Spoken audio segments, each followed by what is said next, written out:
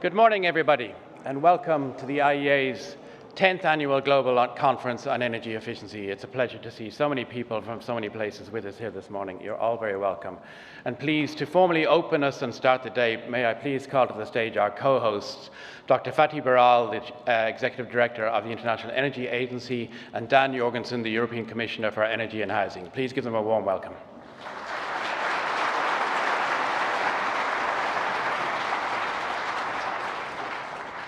Thank you, Brian. I am extremely honored to welcome you here as co-hosts of this important conference. Let me kick off by sharing with you just a few very tangible examples of what it is that we will be talking about today. I bet many of you, first thing this morning when you got up, you switch on the lights. If it was a LED bulb that you switched on, it used 90% less energy than if it was a traditional bulb. I bet probably most of you also then went to take a shower. Now, if water is boiled with a heat pump or a solar water heater rather than a standard boiler, that in Europe will typically save a family almost 900 euros per year. So these are small examples, obviously, but they show us a very important lesson. Energy efficiency has huge potential for savings.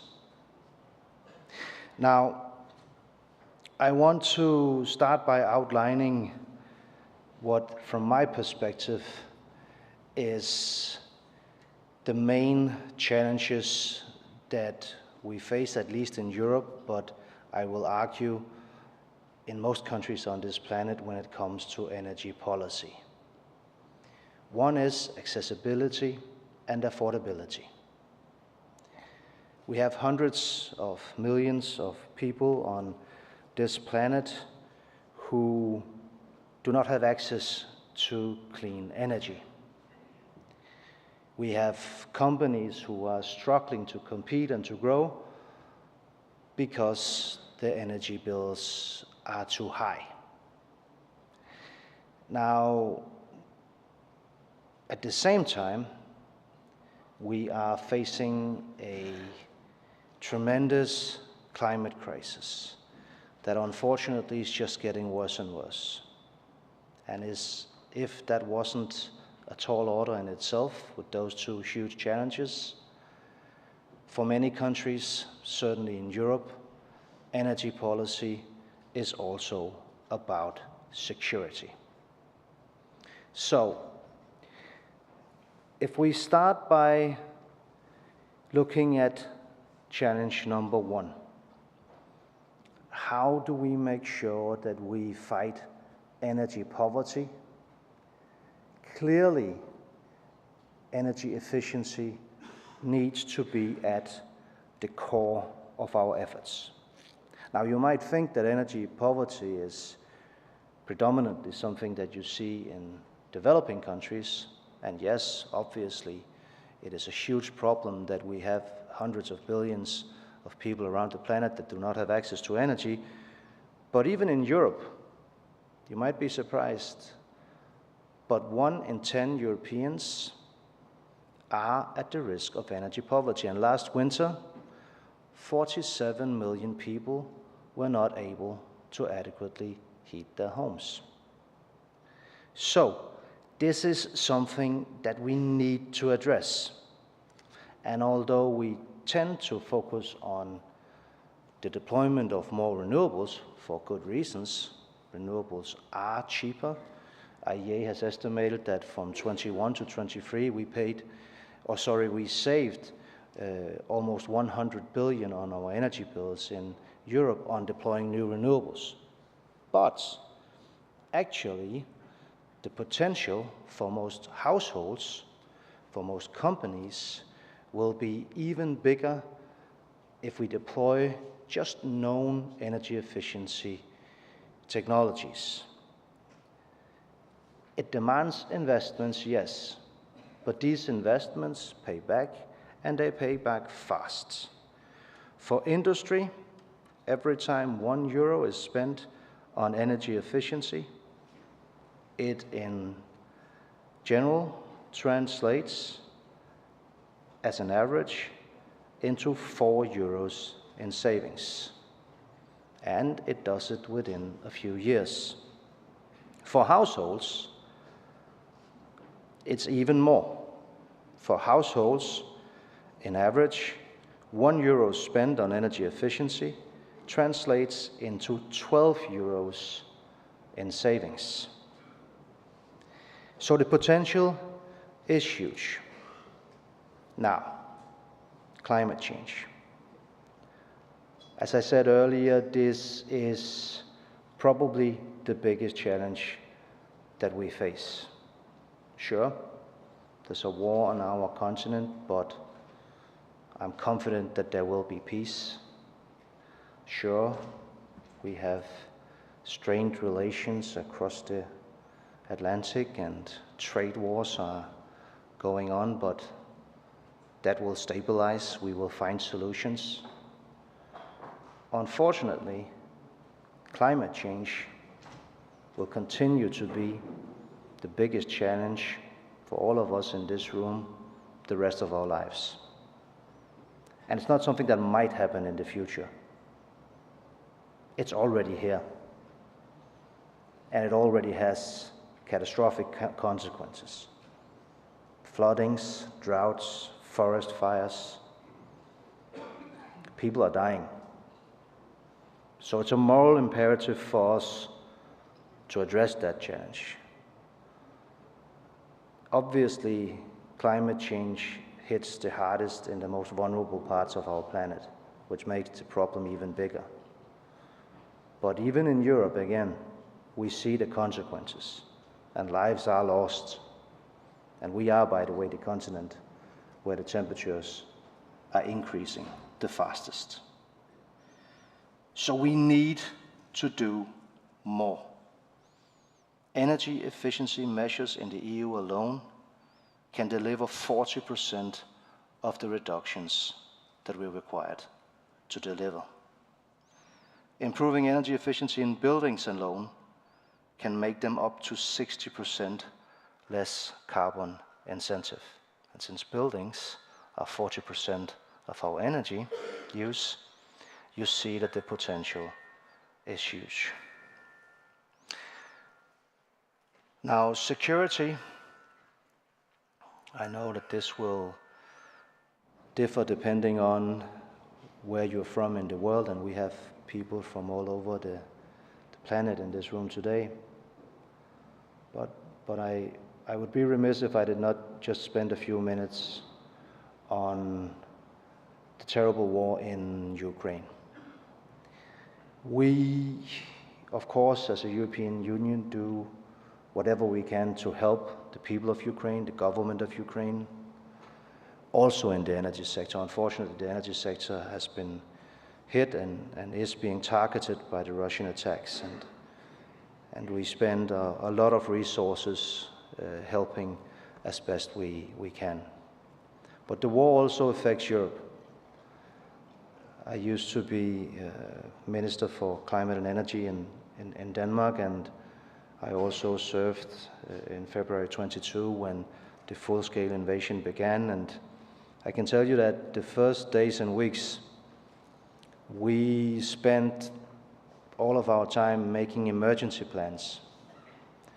Which companies would we have to force to close down? And by force, I mean if they did not do it, we would send people in uniform in Denmark to close factories. This is almost incomprehensible, but we would have done it. Why? Because had worse come to worse, had Putin turned off the gas taps from one day to the next, then we would have had to keep our hospitals running and to make sure that people would not freeze. And Denmark wasn't even the most exposed country in Europe. So had Russia closed the gas supply, at that time we got 45% of our gas in Europe from Russia, then we would have been in the middle of a recession and a terrible crisis for millions and millions of people. So this was a very important lesson, because it showed us that being dependent on energy from one source is not a very nice and sustainable place to be, especially not if that source is your enemy. So very fastly we transitioned our strategy, and it wasn't about making emergency plans, it was about getting out of this dependency. So since then, we've reduced our energy imports. We used to get 51% of our coal from Russia, now we get 0. We used to get 27% of our oil, now we get 3. We used to get 45% of our gas, now we get 13. But we will not stop here. We've sent a very clear signal to Russia: no more. No more will we let you weaponize your energy against us. No more will we let you blackmail our countries. No more will we help indirectly fill the war chest of Kremlin. And the reason we've been able to do this is, yes, because we have diversified our supplies, yes, part of it, but also because we've reduced our use of gas by energy efficiency measures, by becoming more independent. And now, when we take the final steps, the last 13%, that's around 36 BCM a year. Some say, how can you do that without the prices increasing? Well, part of the reason is that we reduce our use of gas by 15 BCM per year. So it's going fast in the right direction because of energy efficiency. So, to fight climate change, to provide our people with affordable, clean energy, for our own security, energy efficiency needs to be at the core of everything we do. And we have a lot of progress in Europe and globally. At the same time, I do have to say, though, it's going too slow. We need to do more, and we need to do it faster. And that is what we will be going to discuss for the next hours and the rest of the day. I'm so pleased, and tomorrow, by the way, I'm so pleased to be here. And now I pass the floor to my very good friend, Fatih. I see him more than I see my mother these days, which is, and I love my mother, but still, I like it. Fatih, thank you so much for co-hosting this. The IEA does a fantastic job in general in energy policy, but I think especially on energy efficiency, because if we are honest with each other,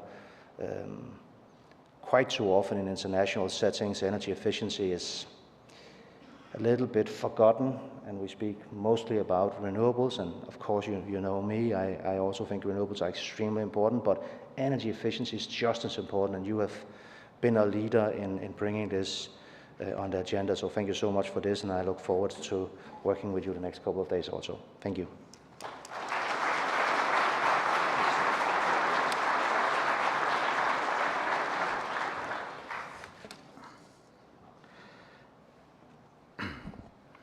Ladies and gentlemen, very good morning. May I also join Commissioner Dan Jørgensen to welcome you to IEA's 10th Annual Global Conference on Energy Efficiency.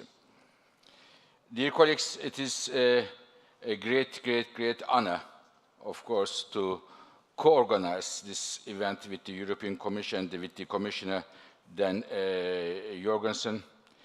And as he mentioned, he's a man who pushes the energy efficiency very strongly throughout his life. I said this is the 10th one, and the 9th one we had the one previous one we had in Kenya. We have the Kenyan Secretary of Energy. Mr. Secretary, welcome to this event. Before we had in Paris, in Versailles, and the previous one was in Denmark. And again, then you hosted this very event. And dear colleagues, I want to thank Dan Jørgensen for something, and I am sure and I hope at least you will join me to thank him. I don't know if any of you remember, what did you do at your last birthday? I don't, to be honest with you. I thought this morning, I really don't. And can you think of a commissioner? He comes and attends an energy efficiency conference on his birthday and the 50th birthday. Happy birthday, Mr. Commissioner.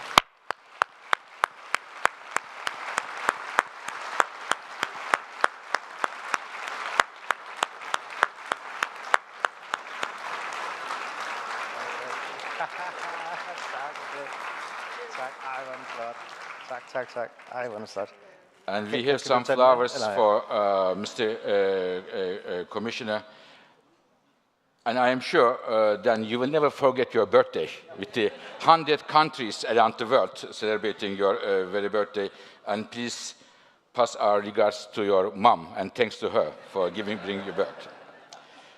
So, dear colleagues, we have also honored with several distinguished friends and colleagues here, but we are especially honored with the presence of His Majesty, the King of Letsie, the King of Lesotho. His Majesty, very welcome, and thank you very much for your presence here. We have here, according to the numbers I was given, some 700 participants from 100 countries from all continents. And I would say it is extremely timely. The world is going through very unpredictable times. It is a low-trust world. And in a low-trust world, countries do choose secure energy choices for energy security reasons mainly. And I believe energy efficiency is or should be one of the first policy options that the countries need to look into. Because the tendency to use more and more domestic energy sources, from renewables to many other energy sources, should include, in my view, perhaps the most important domestic energy source, which is energy efficiency potential. And we hope that this meeting will give ideas to those 100 countries around the world to make more use of your efficiency policies. Dear colleagues, we think at the IEA there are many reasons to improve energy efficiency. The very first one, and Mr. Commissioner also mentioned, very basic one, affordability of energy prices. For the households, they use a lot of energy. We'll talk about it in the next session. About 1/3 of the global energy is used in buildings. By right policies, we can lower the energy bills, which is a very important option to increase the income levels of the families. Affordability is one reason. The second one is the competitiveness. For the industry, we have several industry representatives here, to produce any good, the cost of energy is critical.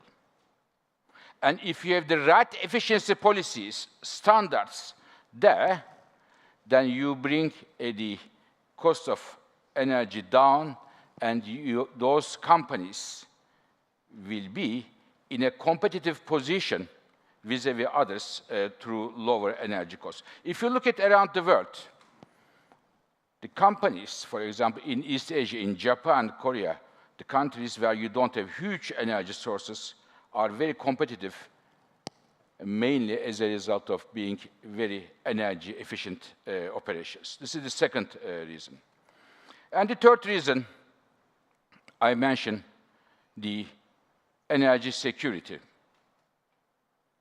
The less energy you use at home, the more energy you use efficiently means the less energy you import, less reliance on other countries. For example, in the case of Europe, my colleagues have calculated that if Europe didn't take in the last 10 years, the efficiency measures Europe did, then the natural gas imports would have been 20% higher than they are now. So these are all important areas that why we need to improve energy efficiency in terms of affordability of the families, for the households, in terms of the energy security, and in terms of competitiveness. And of course, energy efficiency helps to reduce the emissions as well. During COP28 meeting in Emirates, more than 200 countries signed a document that they said they would like to, in other words, they commit, in fact, to improve the global energy efficiency improvement about 4%. Yet, when we look at the numbers, in the last 2 years, energy efficiency improvement was much, much, much slower than that, which is, of course, not a good news. And these challenges can be addressed in the case of energy efficiency much more easier than any parts of the energy system. You do not need to discover new technologies. I'll give you one example. Today, global electricity demand is skyrocketing, electricity demand. Much, much higher than the energy demand. You know what is the main driver of the global electricity demand growth? Why electricity is growing so strongly? Some people say AI, data centers. Yes, it plays a role, but not the main one. Some people say electric cars. Yes, it does, but not the main one. Industry sector, yeah, but not so much. The main driver, single most important driver of global electricity demand growth in the world today, the increasing sales of air conditioners. Okay? Air conditioners around the world. And this is a human right to have reasonable temperatures that the families do live. In the last 2 years, ladies and gentlemen, we had the highest temperatures on record. And many countries, the ownership of air conditioners are very, very low. I mentioned Japan or United States. 90% of households, they have an air conditioner. But in Nigeria, it is 5%, Indonesia, 19%, India, 20%. People with the increasing income levels and increasing temperatures by air conditioners. Where is the problem? The problem is the following. Again, based on the IEA data, we have the data tracking entire energy system. Today, an average air conditioner sold in the world, its efficiency performance is only the half of what is best available in the markets. So there is a major, major gap there. If we were to improve the efficiency of the air conditioners, we would have need less energy, more money will be left in the pocket, and reduce the emissions. Dear colleagues, this is the 10th, our Global Energy Efficiency Conference. Why the IEA? We work on all fuels, on all technologies. Why we take energy efficiency so seriously? We consider energy efficiency as the very first fuel. Before oil, before gas, before solar, before hydropower, before nuclear power, before anything, the first fuel is energy efficiency. And every country has the energy efficiency potential. So what we do at the IEA is the following. First, we have all the data in the world. All the air conditioners, refrigerators, households, the transportation system, everything, we analyze them, we make policy analysis, and we follow the technologies. So this is on the information side. The second layer, we make recommendations to different governments around the world. And I'm very proud that when I go different countries, I hear that I was recently talking with the Indonesian minister. They were thankful that the IEA helped them for the efficiency of trucks. For India, for the industry sector efficiencies. In Mexico, in terms of appliances.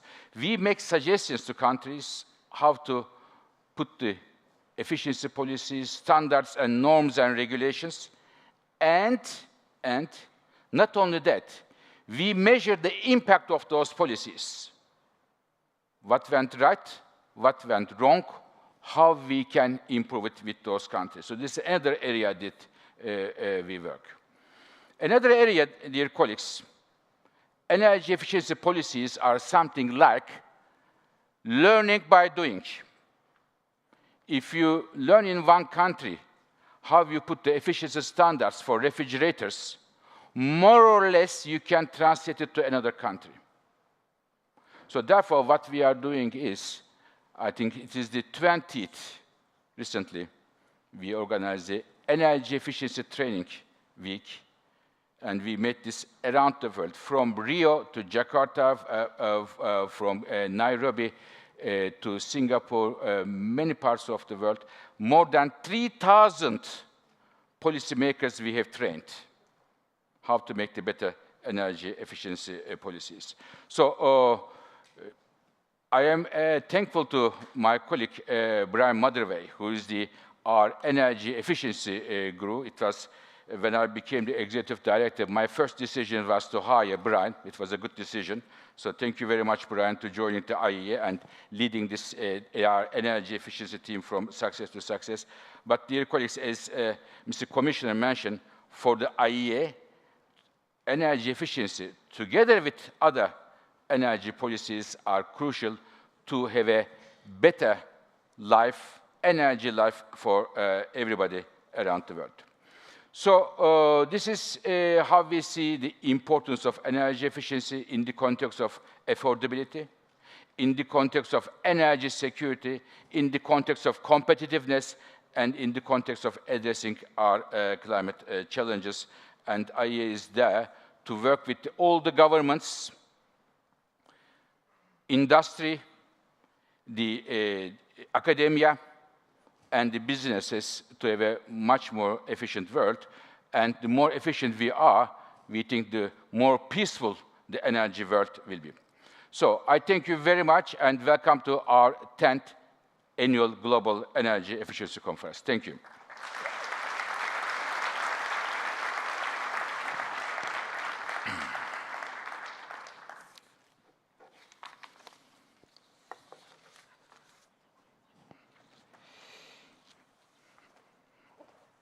Thank you so much, Fatih, and thank you for acknowledging my birthday and for the beautiful flowers.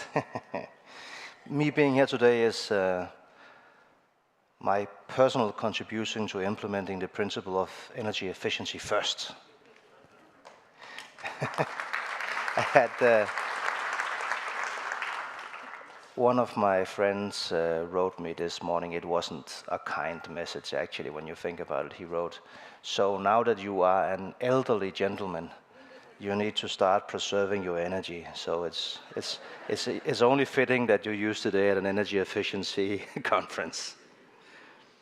So I want to just briefly, before we move on to the next session, also say a few words about what is my priority for the mandate that I've been given by President Ursula von der Leyen for the next 5 years.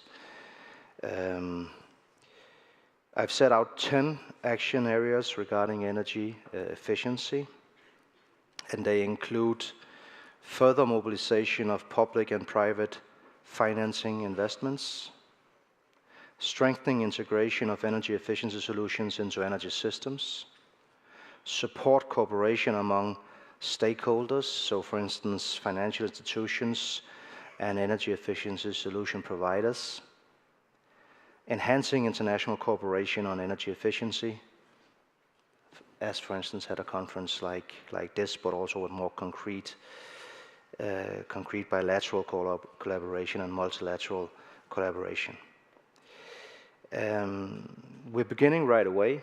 We've already done some efforts, I'm sure you've noticed, and we are focusing on 5 big areas of action. That includes a guarantee scheme for energy efficiency solutions, which we are preparing together with the European Investment Bank. I want to double the current level of energy efficiency services by providing easier access to financing, in particular for small and medium-sized enterprises. I'm also developing tripartite contracts for energy efficiency solutions to scale up projects and reduce barriers for fast changes on the ground. And finally, I'll mention that I will propose a data center energy efficiency package, since data centers, as you mentioned, Fatih, are at the rise, and they account for closely to 3% of EU's electricity demand. We are in the Commission also very much focused to advancing on our global pledge. We are mobilizing 300 billion from our Global Gateway initiative towards sustainable infrastructure investments, including energy efficiency. And we try to provide leadership and enable cooperation through the Global Energy Transition Forum launched by President von der Leyen. So, with those words, I want to introduce today's first panel. We would very much like you to discuss which barriers do you see for achieving a doubling of global energy efficiency progress by 2030, and how do we overcome these barriers? How do we best harness the low-hanging fruits that are there to rapidly accelerate efficiency gains? How do we make sure that international cooperation actually happens and delivers tangible results?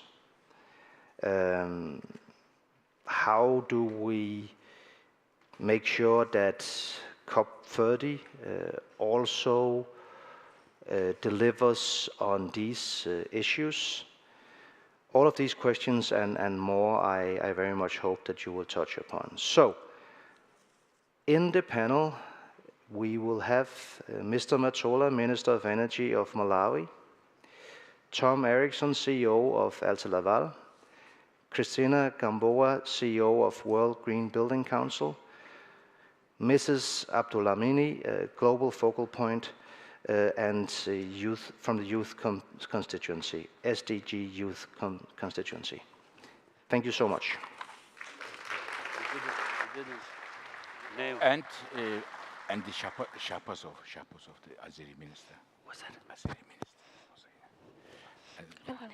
So we also invite Mr. Shahbazov, of course, here, Minister of Azerbaijan. Mr. Minister, please visit. Thank you very much. So, dear colleagues, thank you very much. Then see you in 1 hour, and in the meantime, please enjoy your birthday activities. So, dear colleagues, we have 5 different colleagues from different parts of the society of our continent, and we want to hear their perspective, what they think about energy efficiency from their perspective, from their countries, from their sectors, from their daily activities. I would like to start, if I may, with Mr. Ibrahim Matola, Minister of Energy of Malawi. I mentioned that the last Global Energy Efficiency Conference was in Africa, in Kenya, in Nairobi. It was an excellent event as well. So, Mr. Minister, if I can turn to you, from Malawi's perspective, from Africa's perspective, what do you see the energy efficiency? Is it an important policy tool, or is it more for the Western world, you think? First and foremost, let me thank you very much for inviting me to this high table and discussing the issues which are affecting our globe. And before I answer your question, I think let me give the opportunity to the audience that they should greet the one who is on the left and the one on the right, so that they may know each other.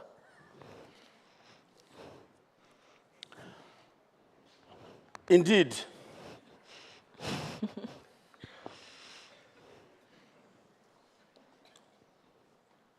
thank you very much. I know now we know who is your neighbor. Let me recognize also Lesotho, that is part of this delegation on a high-level panel. In Malawi, energy efficiency measures and practices are used to reduce a lot of wastage of electricity, energy, and biomass in end-use activities such as cooking, water, and space heating, as well as lighting. We also use energy efficiency measures to reduce transmission and distribution losses of power of the supply side. In this regards, energy efficiency measures in Malawi covers industries, households, and buildings. And I've learned today that the most consuming issue is about the AC, air conditioning. Because people, since COVID, they're working at home, up to date. Most of the countries are still working at home.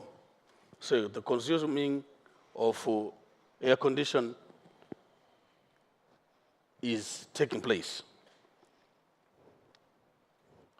Power line infrastructure and even the spares of renewable energy efficiency. On renewable energy integration, Malawi power supply mix is currently dominated by hydro at 72% and solar PV at 18%.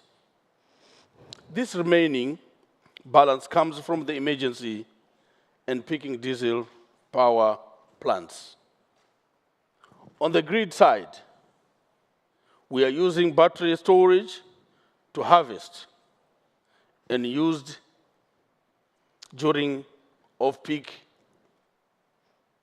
to provide auxiliary services when the grid is distributed due to low solar generation. So you can understand that in the households and buildings in Malawi has been deploying efficient light bulbs, mainly the LEDs and energy saver bulbs. From 2011 to 2023, Malawi has managed to save 88 megawatts demand with the use of energy saver bulbs.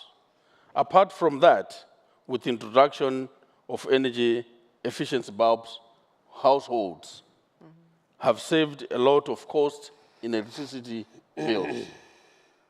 I think for the time being, let me stop there by explaining that this is what has been done in Malawi so far. Mr. Minister, this is excellent. May I ask you one question? This is very impressive what you said about LED lighting. You think this can be an example or source of inspiration for other countries around Malawi? What kind of policies you put in place and how it worked? If indeed most of the countries in Southern Sahara, Sub-Sahara region, if they can put the policy of using the LED bulbs, it can serve the purpose of reducing what we are consuming a lot. And for that to happen, we need to start with the government buildings. In order for us to achieve this goal, we need all government buildings to change our policy and our actions. Time for actions is now, that we need to put everything into place. Okay. Your advice is start from the government buildings to the private households later. Thank you very much, and congratulations for that, Mr. Minister. A big achievement, I would say. May I go to another country, Azerbaijan? Mr. Minister, we heard from the Commissioner that Europe went through difficult times after the war started, and Azerbaijan, by increasing the gas exports to Europe at the difficult times, showed again what a reliable partner you are to Europe. But also, in addition to gas, there are some, in the COP29 you organized in Baku, you announced a new project, a green corridor through Black Sea region. So what are your thoughts? Azerbaijan is an energy-rich country.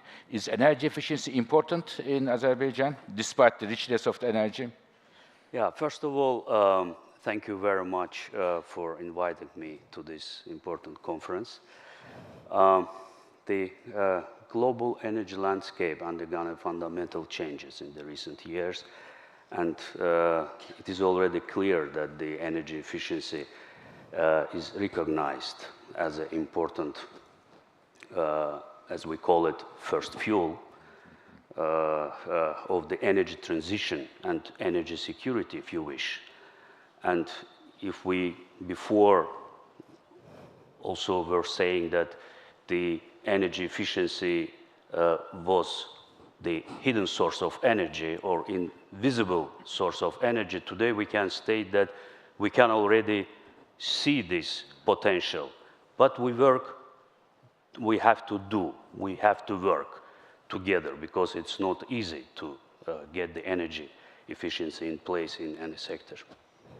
Dear Dr. Birol, let me also underline your personal contribution to this sphere and congratulate you and your able team for this 10th conference, because you dedicate so much, time, resources, energy to the energy efficiency, and it has not been so easy to bring this topic into the top of the international agenda, and we are doing it very successfully, and it's very important. And the countries like, for example, Azerbaijan, which has been traditionally oil and gas producing and exporting country, has now embarked very seriously on the energy transition through renewables and also energy efficiency.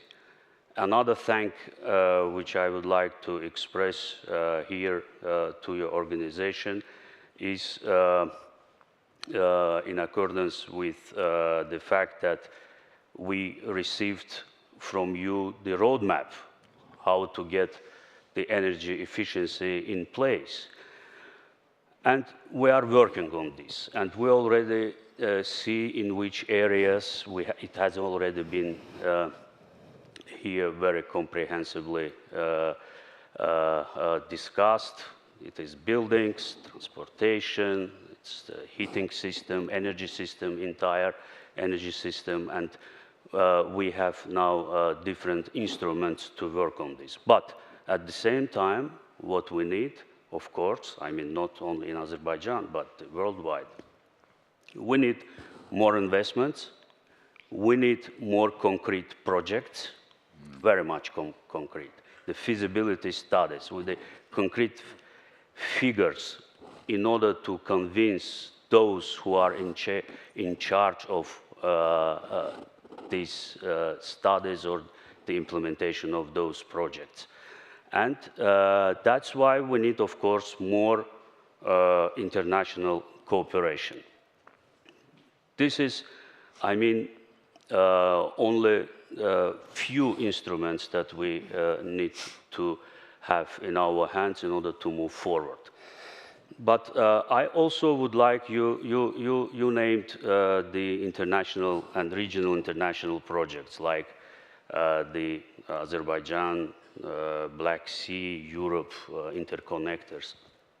This is another area where we have to also concentrate, because through these international interconnectors, we can do a lot. We can do a lot for energy transition. We can do a lot for energy efficiency as well, because we can bring together, despite of the distances, the centers of productions, generations, with the centers of consumptions, and we can also bring more balances to the grids, and we can, through these activities, provide for much more energy efficiency not on a national, but on the international, on the global way. And this is what we can do.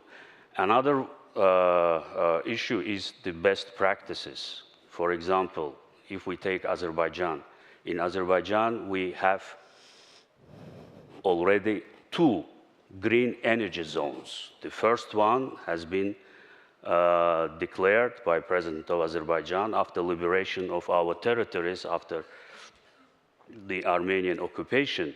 And now this territory has become green energy and is producing more green energy than is consuming, at the same time providing the more green energy to the other regions. But the green energy zone means at the same time that the different green technologies are applied in this area, from rooftop solar panels to the insulation, central heating system, and so on.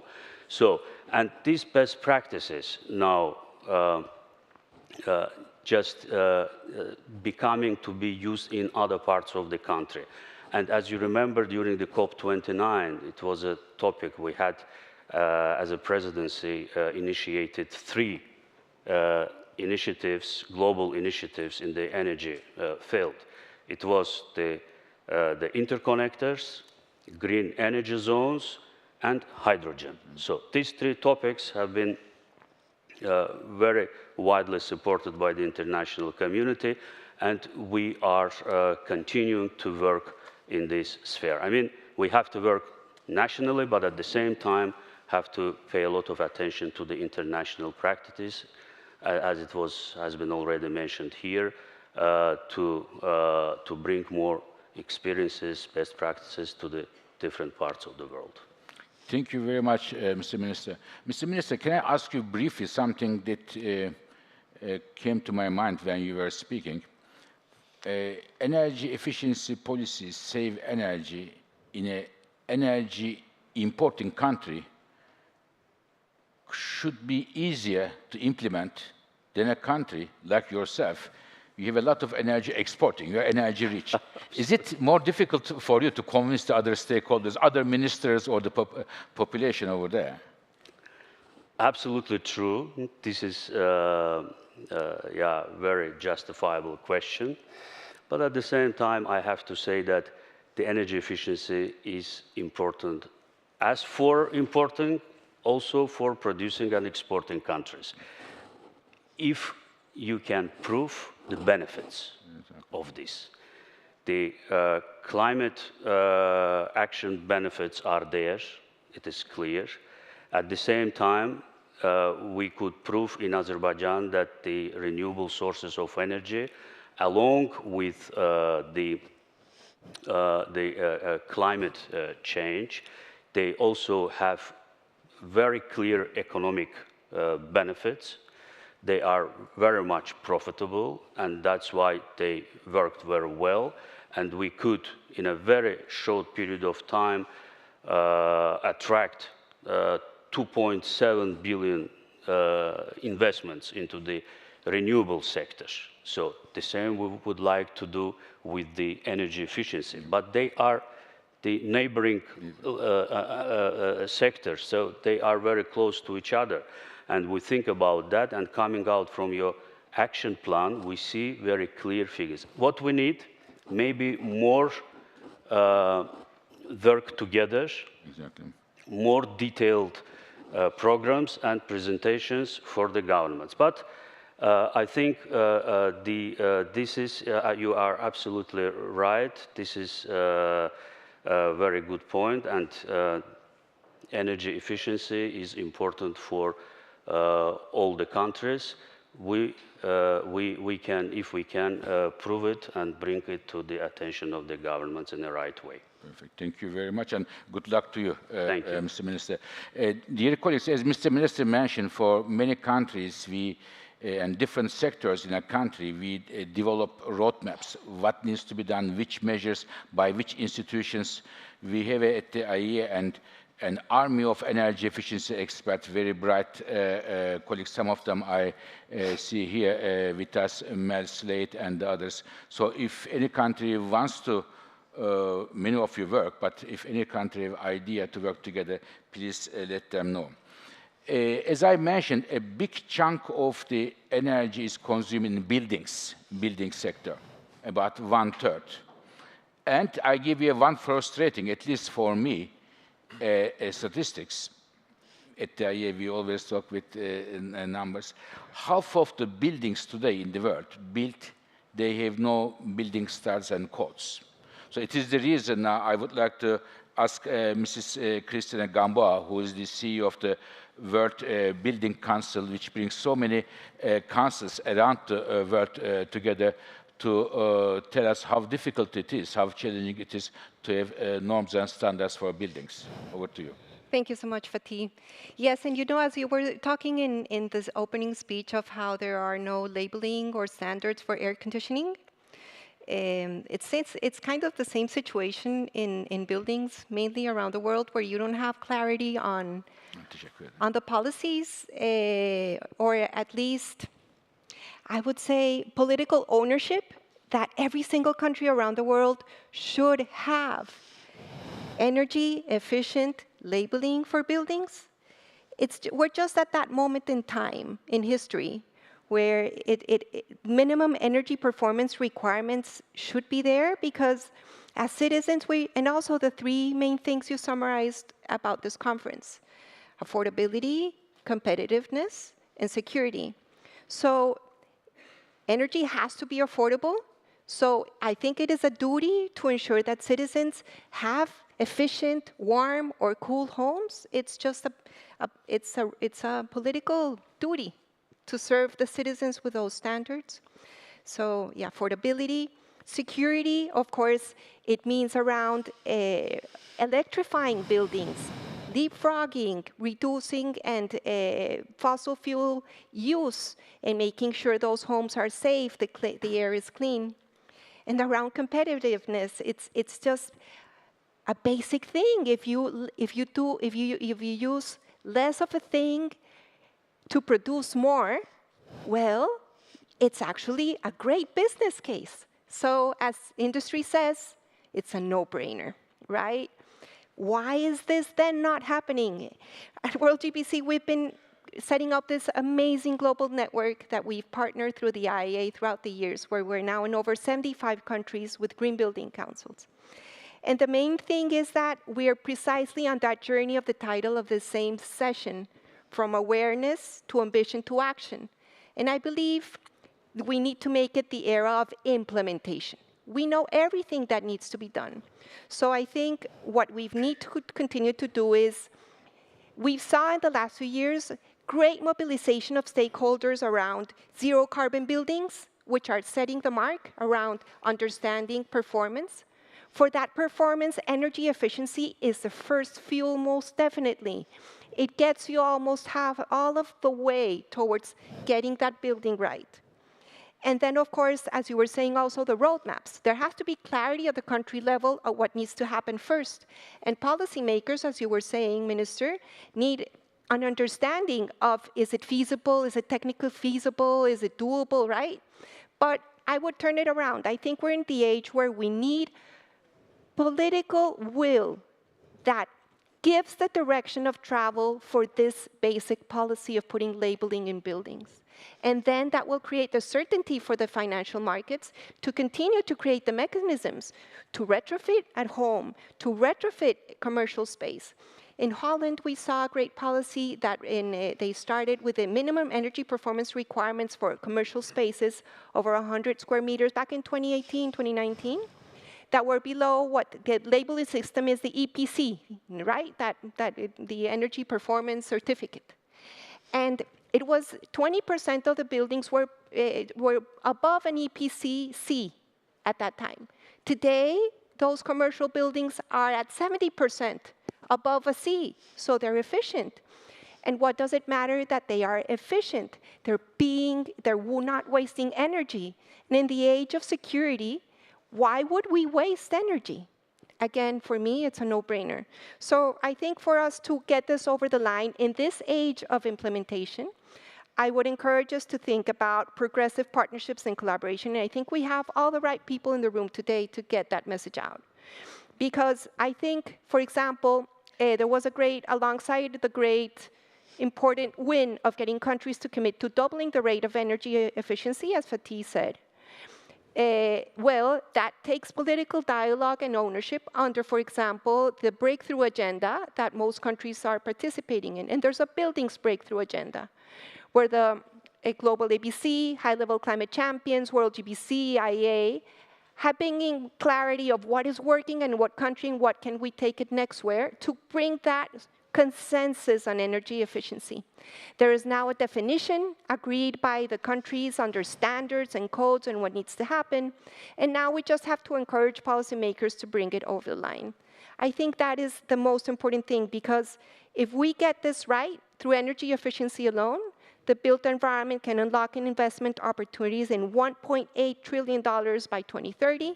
If we double the rate of energy efficiency, if investments are right now at like around 250 billion, they should be 520 billion per year. That's where we're at.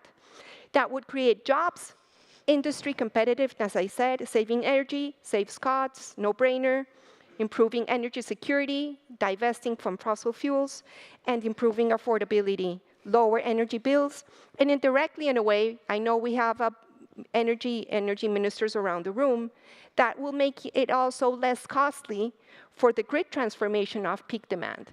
Because eventually buildings are smart. There is data, there can be an integration.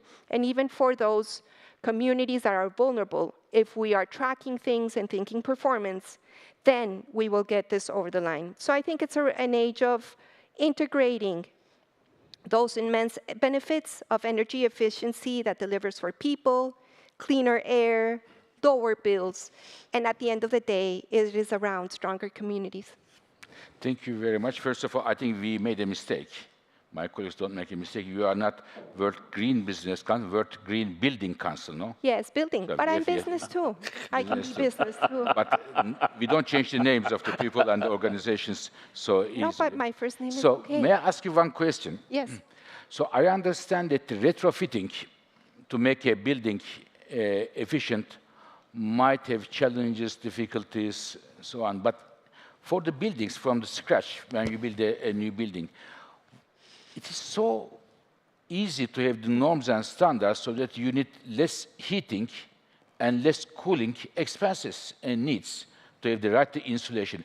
Why it is not working? Briefly, can you tell us what is the major obstacle in front of that? Is it the lack of standards, lack of codes, building codes, or having the codes and not following it through? What is the main problem? That's right. There may be codes and people don't follow them right if there's no enforcement. And that has to go deeper. I haven't seen a study that has challenged countries that have codes and see, are they really working? Well, we know from the energy use a little bit if they're using them or not, but sometimes they're not that enforced and linked to the financial markets where this can get done. But I think the key things, the low-hanging fruits here in this space from getting things right from the start. And this question is quite relevant from a geopolitical standpoint because the emerging markets are building are urbanizing still. So we have to get that right for the retrofitting part of the existing stock not to be done away in the benefits through what is going to be built. If that is not done in an efficient and proper way, we will be seeing energy use, AC, heating, cooling go up. How can we get this right? I think there is a moment now of a realization that we have to continue to support the governments in a way to set out standards and codes that actually spell out the basic performance that is expected from the design phase. This means better insulation, better design, designing for LED light bulbs from the start, automation that gives the information back to the grid for that performance and ongoing performance. And in a way, the industry is ready with all this technical expertise, but we also need some sort of modular, efficient, industrialized construction to make the industry be more modern. And I think that is going to really change the dynamics and make it feasible, because if we're just a one project at a time, that is where it falls down because people sometimes don't have the technical capacity. Perfect. Thank you very much. Now, dear colleagues, when we look at sometimes the newspapers, these major companies, in terms of the business volumes, the major oil and gas companies were #1, and we have seen that the technology companies, some of the technology companies, thanks to the AI, took over those companies. And I always wanted to see and the efficiency manufacturing company in the top of the list, but I have not seen yet. But I really want to see sometime soon. So we are very fortunate today. One of the major manufacturers, CEO Alfa Laval, Mr. Tom Eriksson, with us. Thank you very much being the CEO there. And you are also the part of the energy efficiency movement with the other companies. And very many thanks to you and your partners for helping us to organize this very event. From a manufacturer point of view, how do you see the energy efficiency gathering momentum or not yet? And because you are active across the world. Yes, we are. And thank you also for allowing us to co-host.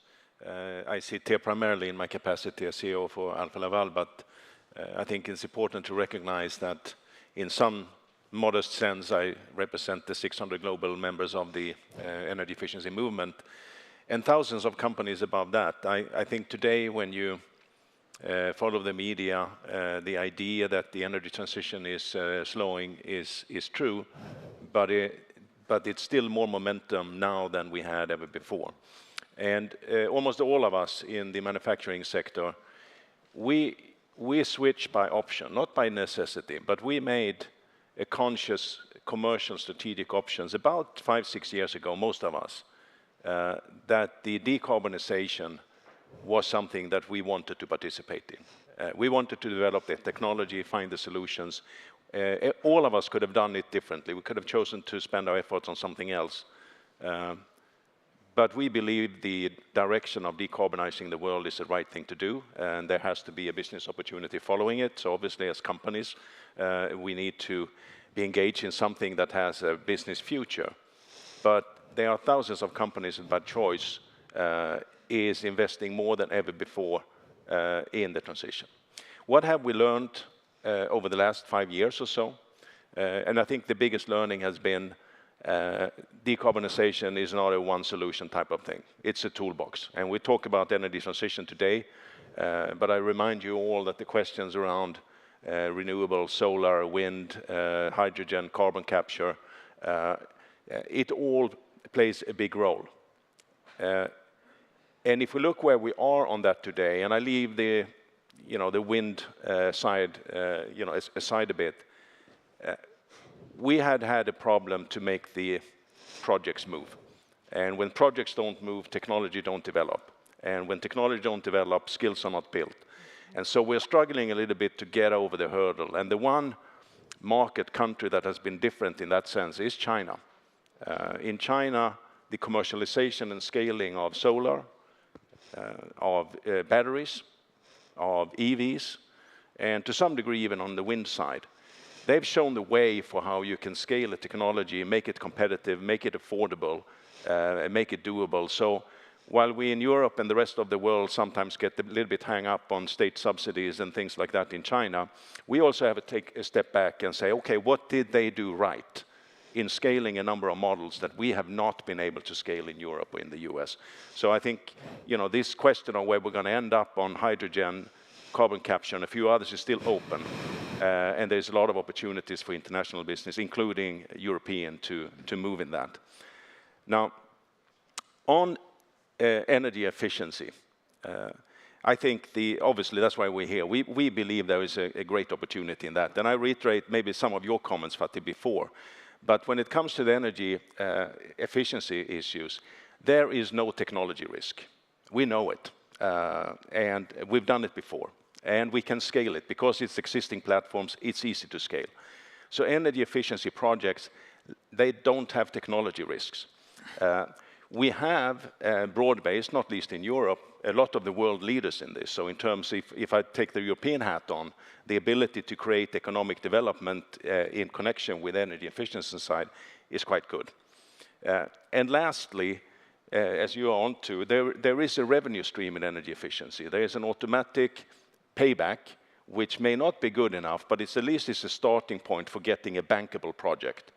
And I think what we need, so if we look at the energy efficiency projects that can be done, I think building is obviously an important side of it, but we are talking about hundreds of millions of individual projects. So I think it's a regulatory issue how you deal with that. On the industrial side, it's enough to take the top 1,000 projects and find a way to make those in terms of heat recovery or efficiency measures of other kinds. You can define those as bankable projects. And then you need a public-private partnership on that. You need somehow to create a framework for allowing, I think, mainly contracting away the risk of volatile energy prices.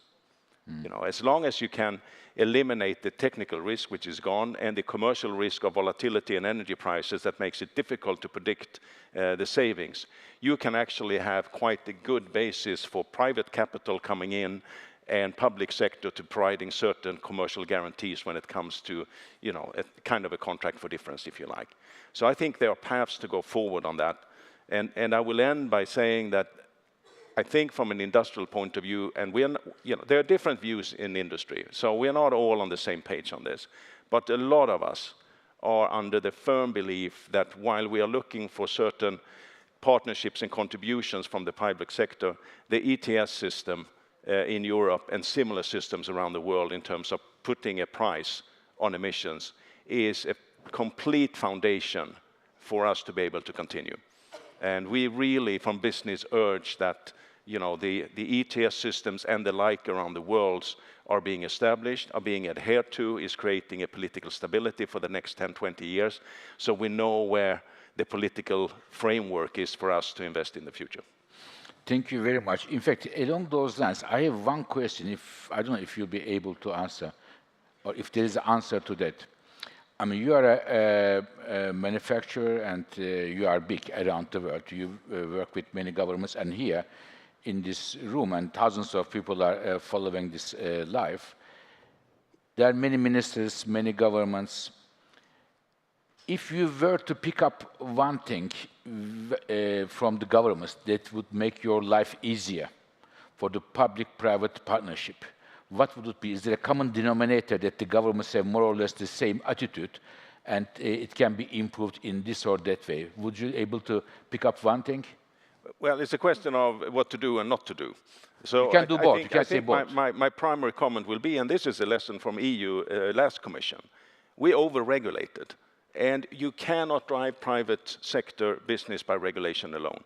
And so let's hold back. Simplify. So yeah, so let's take that a little bit out. Of course, we need to operate in a paradigm. We all understand that, but it's not going to drive the solution.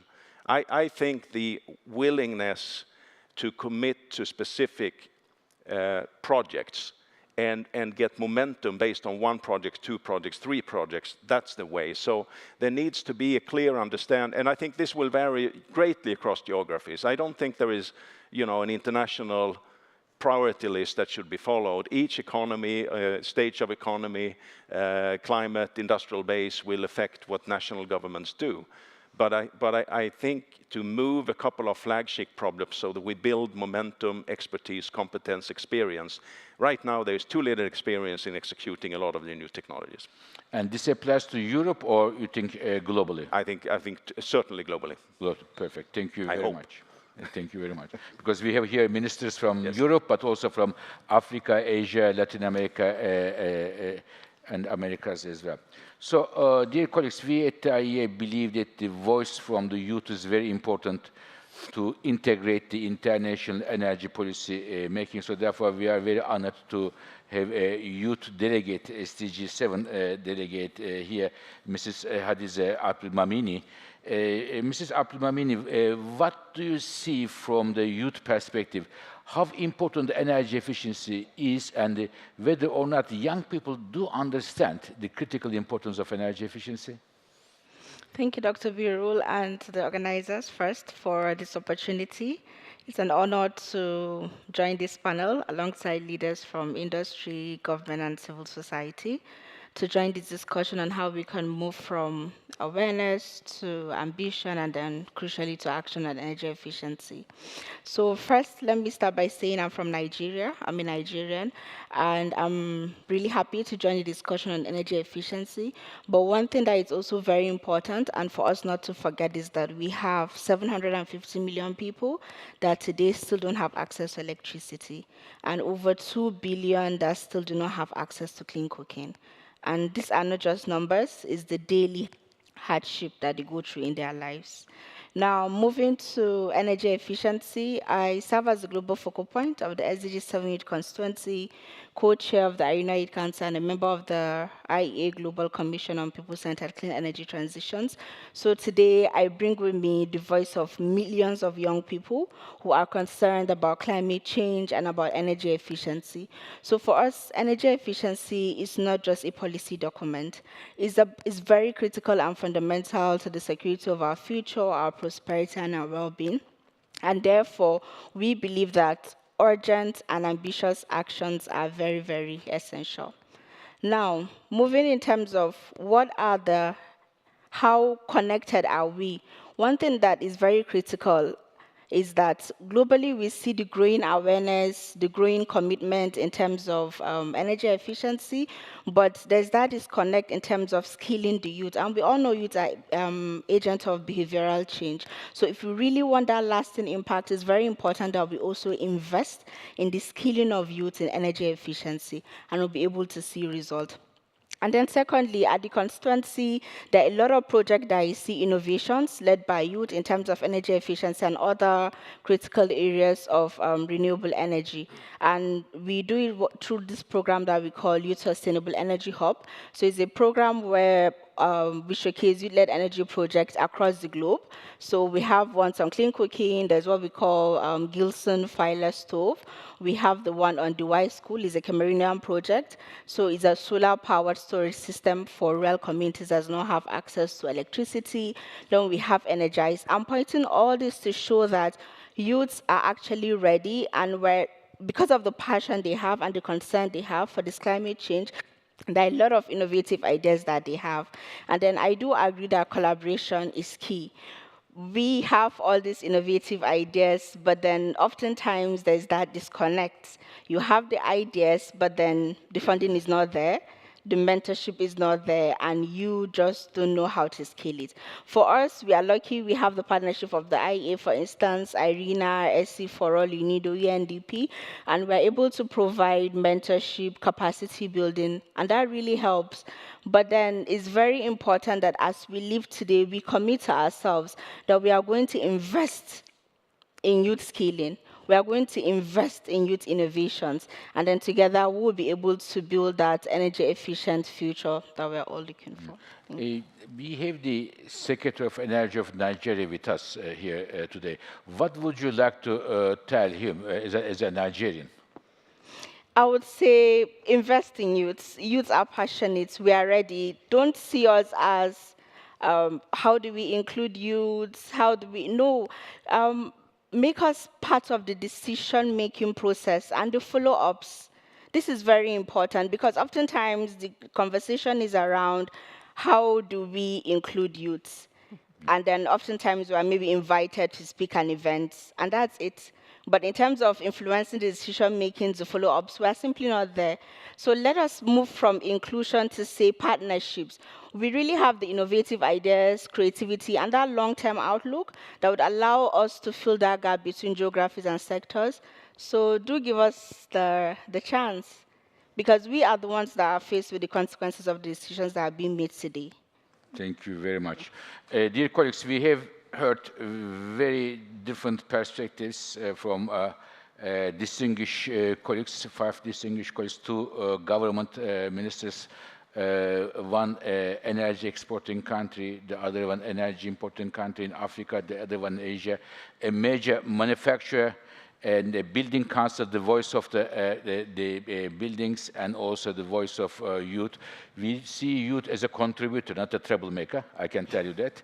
So please join me to thank this wonderful, very rich conversation with our colleagues. Thank you very much. Thank you. Thank you. Thank you. Çok teşekkürler. Azerbaycan'ın şeyini yapıyoruz. Mr. Minister, thank you very much, sir. Thank you very much. Of course, always. Thank you very much. Thank you very much. You are from Sweden. Yes, I am. I am going to Sweden now, to Stockholm.